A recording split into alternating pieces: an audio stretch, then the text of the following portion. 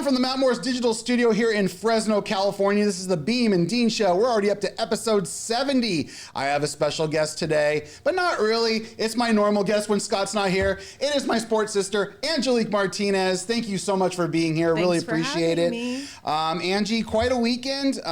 We were both at Valley Children's Stadium over the weekend, both working. Saw you working hard on the sideline. I was trying to get the best sound possible for the CBS Sports Network, and it was a lot of fun. But I'll tell you what was not fun. It was not fun for Fresno State in that second half. They're up 17-7 at the half, and Utah State completely dominated them in the second half. Utah State scored 2 touchdowns in 4 minutes in the fourth quarter and just ran away with it. And I'll tell you what, I was so impressed.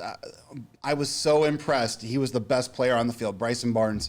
Bryson Barnes was amazing in that game. First and second half, both. The first, he got beat up so bad in that game. He did. But kept getting up and kept fighting. I will say, Fresno State's head coach, Matt Entz, said this morning, that kid's the best player in the Mountain West. I agree, Angie. I mean, honestly, Fresno really put it to him. I mean, they hit him hard. The linebackers, Jaden Pearson was after him. The defensive end after him. All over him. And honestly, he was getting swarmed and he kept getting up and making plays. He kept getting up. Tough kid. He kept running the ball. Yep. I mean, honestly, I was just so impressed. Fourth quarter, late in the game, all they had to do was keep running it. I was just so impressed with the whole offensive game plan from them. Now, in terms of offense, let's talk about Fresno State. So, game starts, senior night, 13 rolls out there to start the game. E.J. Warner. So during pregame warmups, EJ was taking first team reps, which kind of gave the inkling interesting, maybe EJ's going to be the starter tonight. We're thinking, hey, it's senior night. Maybe that's why. Maybe he's going to start. Carson will come in later. Sometimes coaches like to do that to get all the guys involved. That's what I was thinking. Maybe first series as a senior. Yeah, or first half, whatever. Who knows? Yep. No. He was the starter. He played the entire game, and the first half looked pretty good. But in the second half, the Bulldogs could not get anything going. The defense, Jaden Pearson lands on the fumble recovery, really big time play for the Bulldogs. 2 plays later, E.J. Warner gives the ball back, turning the ball over. And that's what got him benched in the first place, turning the ball over. And said the lack of leadership at practice. He saw more leadership qualities. He said those came easy to Carson Conklin, but not to E.J. Warner. But I asked him today at the press conference, I'm like, so what growth did you see from E.J. that decided, he was going to be the guy once again? And he was like, well, at practice, he was, encouraging his teammates, and I see practice every day, and that's why I made the decision. I thought E.J. was our best chance to win. I agree with that. I agreed with that 4 weeks ago. I agree. Yeah. Honestly, the fact that Conklin, no offense, but his passing numbers, he still hadn't hit 100 yards in a game yet.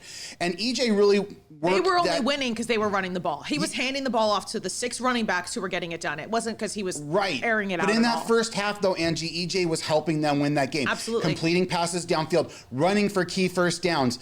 I just thought in the second half, they kind of stopped doing that a little bit, and he made the bad throw on the one play, but I didn't think he played horribly bad. No. I really didn't. I just feel like Ann said, I thought the defense got really tired in the second half. They were on the field a long time.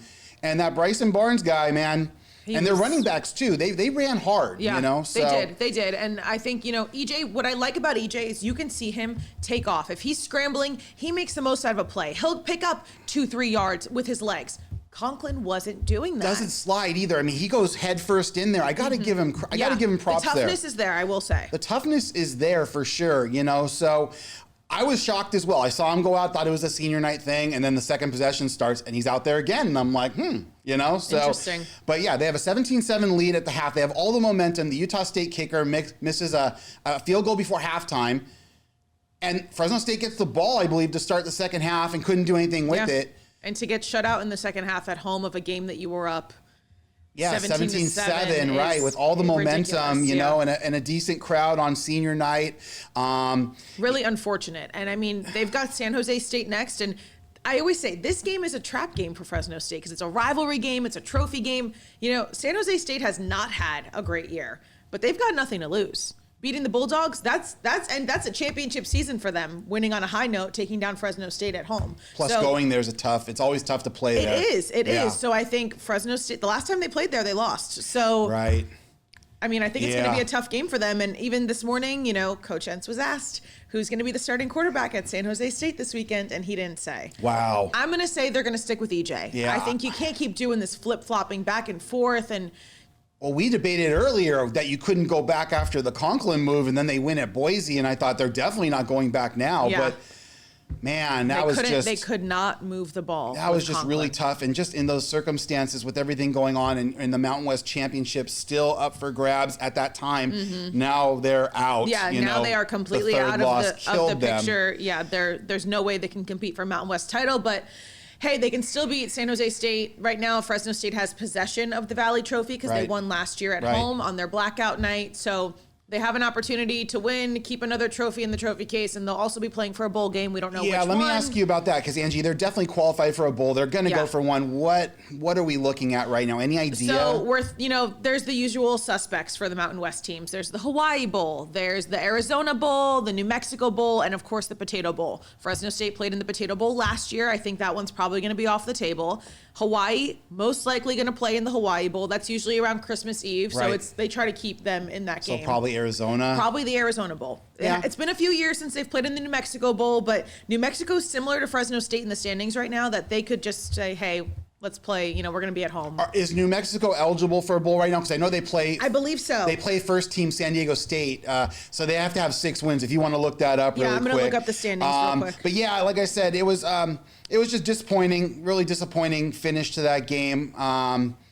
It was a good crowd. I give the crowd credit. It got chilly towards the end. It got chilly there on the sideline. New Mexico's 8-3 right now. Oh, okay. So they're definitely chances are New Mexico will be in the New Mexico Bowl. So it's looking like Arizona. Like Fresno State will be in the Arizona Bowl. Yeah, which is not a bad bowl for them. It's sponsored by Snoop Dogg this year. Well, there you go. Which is pretty cool. Yeah, is that game in Tucson as well, or? Yes, I believe it is. Yeah. So, all right. Well, with that being said, let's come in hot.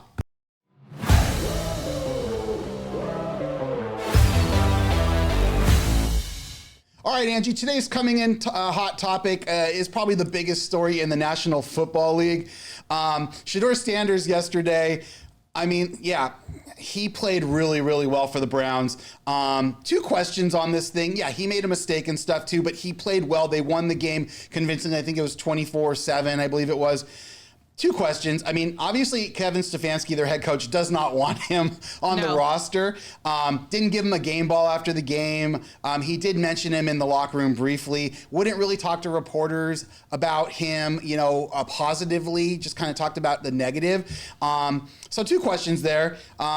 What should the Browns do? We already know he's going to start this next week. It was just announced today. But what should they do, to wrap their season up? And the other thing is, how hard was that for the Las Vegas Raider fans to watch that, knowing that they could have had Shedeur in the 3rd or the 4th or the 5th round before the Browns took him? I was going to start this by saying we should check in on our Raiders fan friend over there, Mr. Brian Matthews, and how he's struggling because, he's just going through it with Mr. Gino. But anyway, with Mr. Gino, who I went through it, with the Jets a very, very long time ago. Yes, you did. It's a miracle he's still playing. Yes. Anyway, it's obvious he does not want Shedeur Sanders on this team. And I don't know if it's because of the media attention or, just all of it that comes with Shedeur and his dad and everything that followed with Colorado, obviously. But he won the game. He won in his first NFL start. That's a huge deal. That's hard to do. He's the first quarterback to do it in a Browns uniform since Eric Zier. I believe they said it was 1999. I cannot believe it's been that long. Yeah. No,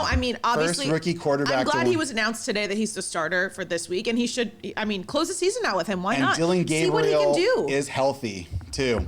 So, but I think you got to give him a shot. To be fair, though, I would have started Shedeur over Dylan Gabriel. Me too. I would have too. But again, I think the Sanders name, like you said, the reputation comes with a lot of his attention, father, his dad, and everything. All the drama and attention that followed at Colorado. I think maybe Stefanski just didn't want all that coming to the Browns, but at this point, any attention is good attention for the Browns. But the one thing I'll say, though, about Shedeur, I got to see him for 2 years up close as a CU fan. He loves football. Yes, he's got the spotlight. He does the wrist. He does all that. He loves football. He is a football savant junkie. He's always looking at film. That's what you're going to get. Yeah, and I think coaches also need to understand that with the younger quarterbacks and these guys coming in, that's what they know. The social media, when they're at college, they're all flexing. They want to score. They're already practicing their celebration before they score. That's just what life is now. It's not just playing the game of football, winning, and moving on. There's a lot of outside factors that come along with it. And I think Stefanski just doesn't. But I'll debate with you, though, when the cameras go off, what do the players do then? And that's where Shedeur shines. He studies tape. He looks at film. He analyzes the 22. He looks at everything. So, yes, he's going to make mistakes. He's a rookie. He's not on a great team with a lot of weapons. But I thought the Browns did a great job yesterday utilizing his talents and also using Judkins in the Wildcat at times when they needed to get a first down, keeping the throws simple, trying to keep him upright, out of the pocket. Yeah. The thing with Shedeur is if you pressure him, that's where there's trouble. It's kind of like Matthew Stafford. You give him time, he'll kill you. Yeah. So what the Ravens did with him last week, putting a lot of heat on him, making him run backwards and stuff, that's where you get him in trouble. Course. But if he can roll out and have time and look downfield, he is very dangerous. So I was happy to see that, actually, that they're going to give him a shot at least. Unfortunately, next, they got the 49ers at home next week, so it's going to be a lot more challenging than the Raiders. But well, who knows? As a Raiders fan, though, man, that's got to be... the Niners are still banged up. Who knows? I remember watching a Monday night game last year, and someone had a sign that said, next stop Shedeur, because they were so bad last year. And then they passed on him. Granted, if you don't want to draft him in the first or second round, I get it. When he got to the third round, it's like, someone's got to take this guy. Yeah. Like, you're wasting an opportunity, Then he gets to the fourth round, then he gets to the fifth round, then he gets taken by a team that already took a quarterback 2 rounds earlier that didn't want him. So it's been a shocking turn of events when it comes to that, No, I agree. And I think, the Raiders, they're the ones suffering now. Right. And they got to see it firsthand yesterday. Yep. So let's talk about the weekend that was in college football. I know you didn't get to see a whole lot because you were working the Dogs game too. But a lot of stuff going on. There's a lot of conference titles that are up. It's Thanksgiving weekend. So we got championship weekend coming up. We've got the good old Iron Bowl coming up. We got the Iron Bowl. So you want to talk about that really quick? Obviously Auburn's down, but Another year right. where Alabama's season comes down to the Iron Bowl, and it shouldn't have to, but they lose these games. They lost to OU, which I will say OU was very well coached. OU's not Auburn, though. No, absolutely not. No. But, Auburn, another team that has nothing to lose this season. Right. And this is when they give Alabama a fight. And it's in Auburn. I mean, Alabama struggles when they play there. It's a very tough environment to play in. And whether Auburn has a 2-win season or an 8-win season, I mean, they're coming at this game with everything they've got. This is their national championship. I was really surprised, Angie, to see that the spread's only 5.5. I'm not surprised. I'm not surprised. You're not, but I am. I mean, honestly, the history of this game and the rivalry and as close as it gets, right, I think it's fair. But how far can we go back, like on the kick six? Like, seriously. I remember that like it was yesterday. I know you do, but it's not the same Auburn team. They do not have a head coach. So no. But it's gonna be interesting. There's a lot of conferences up for grabs. Like in the American, you've got North Texas and Tulane both tied, and Navy actually tied all at 6-1. I know Navy has to go to Memphis this week. So in the Atlantic Coast Conference, Georgia Tech took that big loss at home against Pittsburgh. Exactly what they couldn't have happened. So you've got University of Virginia and SMU right now that looks like they're going to be playing for the championship. There's still some stuff that can happen. Poor Miami actually is in the top 12 as of right now, but it looks like they're on the outside. They won't be playing for the ACC title. Right. And I'm just kind of wondering, I was talking to my boy Kevin Mahan, I was wondering if that's actually going to be a benefit to them. Maybe they can sneak in the back door with 12 teams. I think it is. We'll I think it is a benefit to them. Because there's no rule that says that you have to play in the conference championship game to qualify for the playoffs. Absolutely.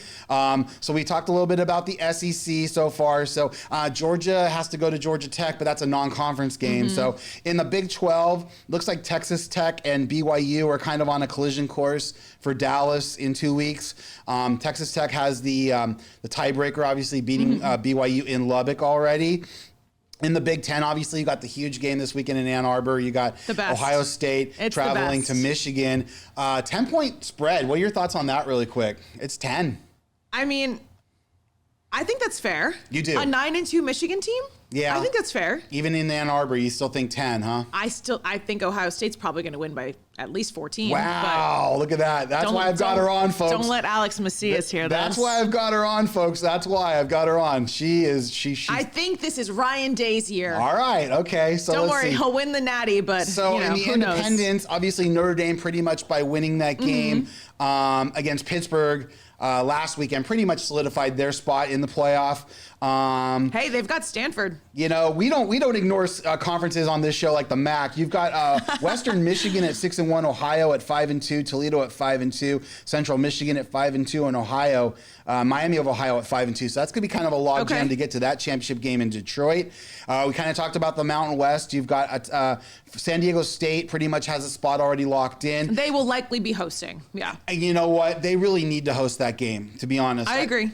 They've earned the spot to host it at this point, but they got to get over that New Mexico hurdle that we talked about a little bit. And they're playing in Albuquerque, and that's not always an easy place to play. Yeah, let me ask you about this. 2.5 point spread there, as low as 1.5 I've seen. What are your thoughts there? I think that's fair. You think that's fair too? Yeah, I think it's going to be a really good game. Okay, two really good defensive teams. So the Pac-12 conference, we've got game 2 between Oregon State, Washington State. So the only conference that plays 2 games against each other this season, because there's only 2 conference teams. Oregon State won the first game 10-7 in Corvallis. This game now goes, which is crazy considering this game now goes to the Palouse. Considering the year Oregon State is having. Right. Yeah, they lost to Sam Houston at home. You know, let's not forget that. Not great.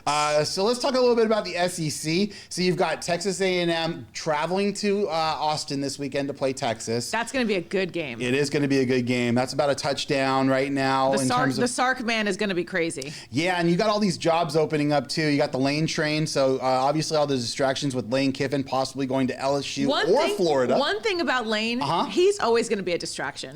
One thing about Lane Kiffin, he is always going to make sure he's being talked about. Whether it's positive, negative, him getting a job, he's always going to be talked about. He's sure making those Mississippi. He's ready for the Egg Bowl, baby. I tell you what, those Ole Miss fans though, they're nervous. They're nervous, not just about Mississippi State. They're more nervous about Lane. losing Lane. Losing Lane, right? Lane's on his way out. Depending where he goes, he is out. Bama Iron Bowl. So right now you've got Texas A&M 7-0, Georgia 7-1, Mississippi 6-1, and Alabama 6-1. So it's going to be interesting to see what kind of happens there. There's some tiebreakers and stuff there. Obviously, Georgia, Alabama already beat Georgia this year. It's crazy. So, all right. So anyway, we got that, and then let's see what else we got. And then we got the Sun Belt. We got to go over the Sun Belt real quick. Hold on. I got to pull up the Sun Belt because I'm unfamiliar with the standings in the Sun Belt. I've got it right in front of me. I'll just tell you what's going on. James Madison, who actually right now is the front runner to get the JMU. JMU's the front runner to get the playoff spot. Good for them. Really cool story about JMU. They had a Heroes Night over the weekend.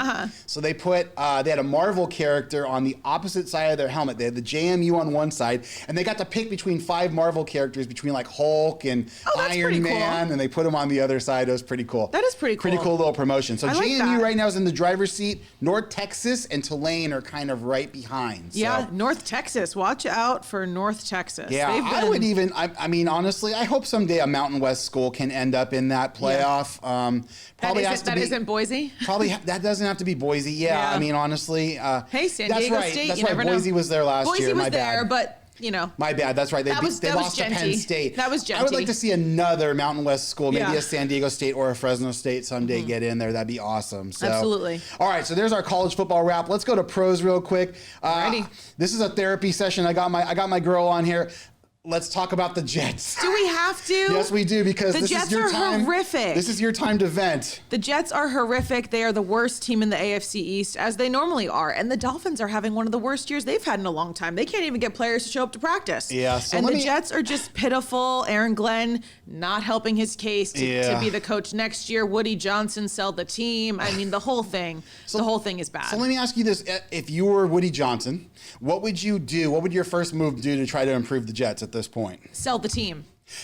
Sell the team to somebody else. I don't know. Let's actually draft a quarterback and get some pieces to protect him. Instead of getting guys who are on their way out. You know, we've cycled through so many quarterbacks over the years, and you've got these backups. When the backups come in, you're like, who is this guy? We got Tyrod Taylor starting the game. Yeah. What are we doing? And then you're berating Justin Fields. Oh my God, it's hard to watch. Yeah, the berating of Justin Fields was really bad. He didn't deserve that. Then followed up with a Justin Fields win. How about we protect the guy? Yeah, just tough. I mean, just tough stuff. The Jets are the same old Jets. Yeah, so looking at the standings really quick, in the AFC East, you've got the Patriots head and shoulders above everyone right now at 10-2. Drake May having Who would have thought? Drake May. Well, not Drake Josh May. Allen. Not Josh Allen. Drake May's having a great year. I mean, Buffalo's at 7-4. You know, the usual suspects. Yeah, the but Buffalo's 7-4 with the way the Bills have been the last few years is a down year for the Bills. They should be running through the AFC East easily. No question.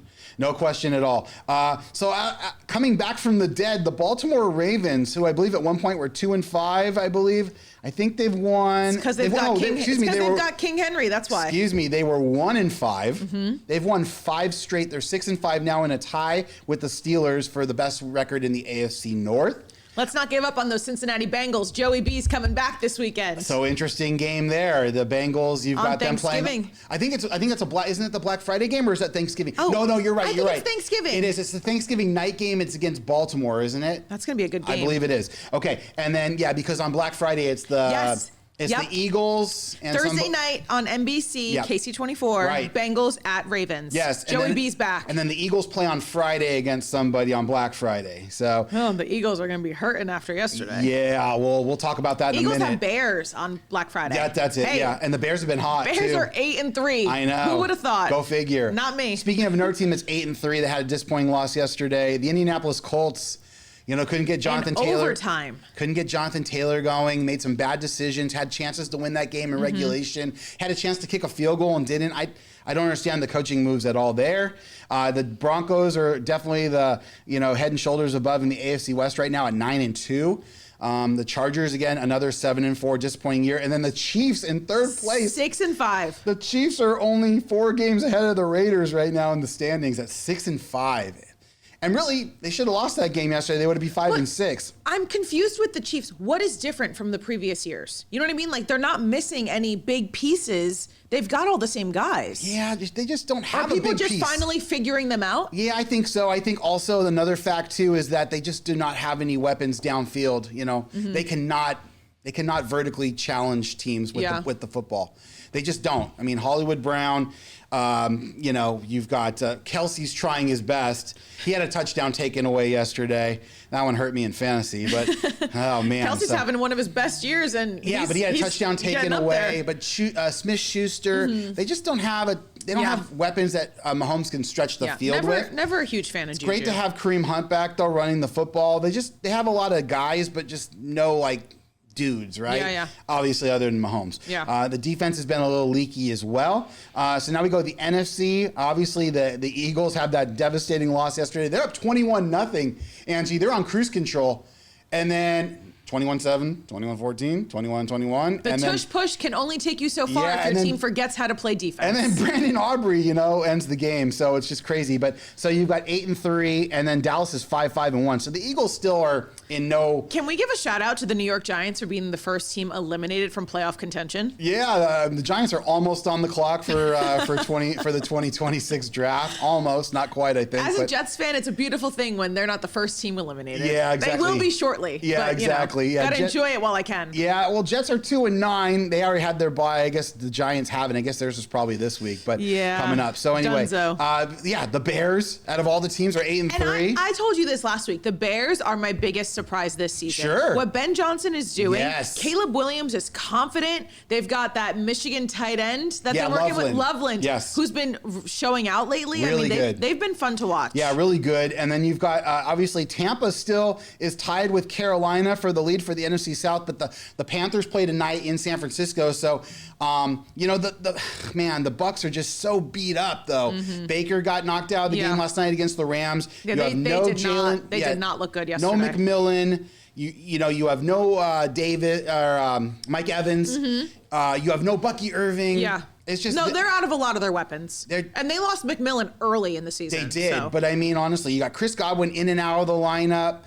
But Bucky Irving at running back, just a big deal. Yeah. So, and then my Rams, 9-2. How about that? That was a good win last night. And to be honest, they should be 10-1 because they shouldn't have blown that Eagles game earlier this year, but they did. So they are. Let's shout out our guy, Devontae Adams. League leading 12 receiving touchdowns. This man is in his 12th year. He is 32 years old. When are teams going to figure out that you got to when you're on the goal line? When the Rams are in the red zone, Stafford's going to Devontae. When you're on the goal line. You got to be able to double team that guy on the goal line. That's what's so funny that he has the league leading receiving touchdowns. Yeah. It's hilarious because he's nowhere up there in yardage because he's always it's like a quick little dump pass or he just beats people out. Right. But like I mentioned with They Shador, can't go one-on-one with him. with Matt Stafford, if you pressure him, he'll make mistakes.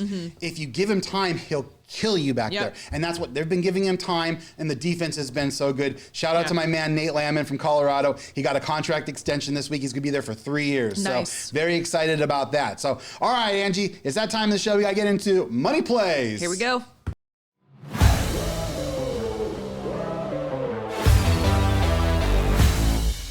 All right, Angie, so we have a shortened November here coming up. On Thursday, we're going to have a best of the Beem and Dean show that I'm putting together, which is very exciting. It's going to air on CBS 47. Very cool. How about that? We're going to be on the big time. On Thanksgiving Day. We're very excited. I believe it's 7 or 8 o'clock at night on 47. Cool. So we're going to have that. That's pretty exciting. Tune in. But I got to show you this, Angie. Your boy went hot this week. Let's go. I went 7 of 10. On what I got when I gave you guys last week. That's if amazing. you would have taken my plays, you would have made over $300 this last Unbelievable. week. If you would have taken my plays straight as I gave them, you would have made $300. I was at $859.68 to start the week. I'm at $1203.53. So how about a little? Shout out Dino. It doesn't happen very often, folks. So take advantage. So here I got instead of sitting on the lead, because this is basically the last show of November, I got 9 more plays for you. I'm going to kind of go over them really quick. Let's do it. So I got a $10 NCAA parlay for today. Syracuse-Houston play at 3:30. Let's go under the 142.5. You got 2 teams that like to play in the 60s. So let's see what happens there. You got Eastern Michigan giving 33.5 points to start the game at Louisville tonight. So 33.5 to nothing lead to start the game. And then we got Oregon-Auburn, another game that's being played in Vegas. I said let's go over the 152.5 there. So that's 10 to win 57 right there. It's going to be a good game. Yeah, I've got a $10 NBA tonight. Raptors getting 1.5 against Cleveland. The Heat giving 7.5 against Dallas. The Nuggets giving 8.5 at Memphis. That's the only one I'm a little unsure of. And then the Bulls, after a very disappointing game, I think it was Saturday or Sunday, giving 5.5 to New Orleans. And then I got a bunch of college football plays here. I'll just go over a couple of them really quick. I got a money line parlay. I've got A&M, Utah, Ohio State, and Iowa State and Toledo. All they have to do is all win. That's number 6. That's 20 to win 55. And then give me Kansas State flat out, as much as it pains me to say this. Kansas State minus 16.5 against Colorado. That Colorado team has quit. They have completely quit on Deion Sanders. You gotta believe in your team. You can't quit though, Dean. I don't quit on them. I think Coach Prime's going to get it adjusted. Come on, Buffaloes, get it together. They need to make adjustments this year. We need coaching staff adjustments. We need to hit the portal hard.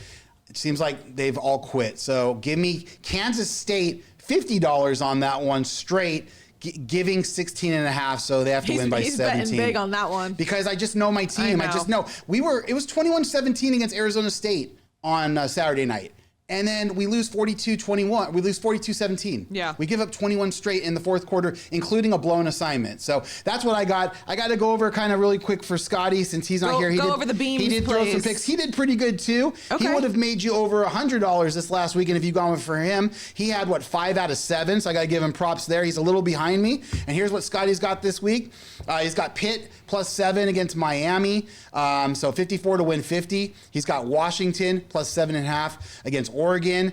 So that's 56 to win 40. He's got Tennessee money line minus 142 against Vandy. 56.80 to win 40. He's got Minnesota, the Gophers money line minus 120 against Wisconsin. That's 60 to win 50. And he's got a couple NFLs for you on Thanksgiving. Lions money line against the Packers minus 142. That's 56.80 to win 40. And the Houston Texans plus 4.5 at the Colts.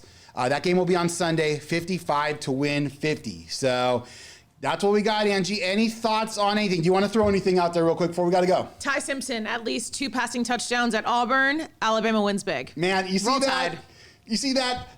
4 weeks ago, she wouldn't have done that. But, we do this show now. She knows how to prepare. She's doing a great job. Thank you so much for being Dean. here. Thanks for having me. I hope you have a great Thanksgiving, you and Austin. We will be watching the Beem and Dean Show from 47. I hope you guys have a great Thanksgiving. I'm excited for Thanksgiving, too. Like I said, we'll have a best of show. It's on CBS 47, and it'll be online, too. And then we will be back next Monday, Scott and I, to start the December contest. So on behalf of Angelique Martinez, I'm Dean Shiro. This has been the Beem and Dean Show.